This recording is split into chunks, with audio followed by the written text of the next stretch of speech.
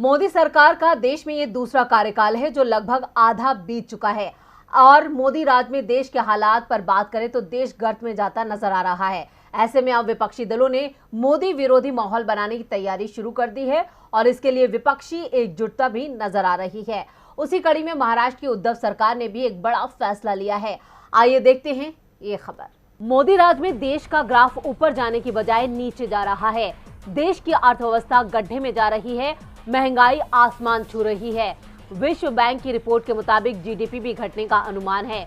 यानी मोदी राज में देश ने कोई तरक्की नहीं की। बावजूद इसके मोदी सरकार की मनमानी बदस्तूर जारी है।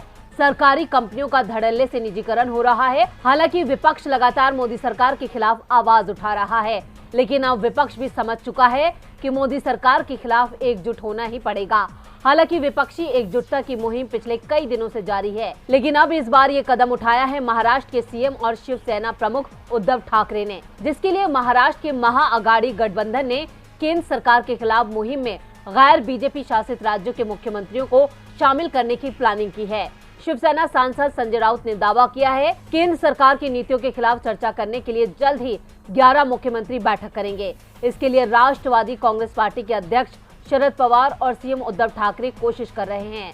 शरद पवार ने भी साफ किया है कि इस संबंध में बातचीत चल रही है। इतना ही नहीं, सांसद संजय राउत ने महंगाई के मोर्चे पर भी सरकार को घेरते हुए देश में हो रहे दंगों का भी जिक्र किया।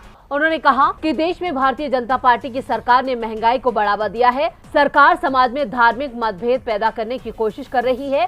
साथ ही देश में धार्मिक हमले और दंगे हो रहे हैं, मगर प्रधानमंत्री इस बारे में बात नहीं कर रहे। विपक्ष ने इस बारे में प्रधानमंत्री नरेंद्र मोदी को पत्र भी भेजा है, मगर वो बिल्कुल खामोश हैं। इसके अलावा ये सरकार क्षेत्रीय दलों को कुचलने की साजिश रच रही है। अब शिवसेना ने गैर बीजेपी शासित राज्यों को एकजुट कर मोदी विरोधी माहौल बनाने की कवायद की है। तो अब इसमें सफलता कितनी हासिल होगी, ये देखना दिलचस्प होगा।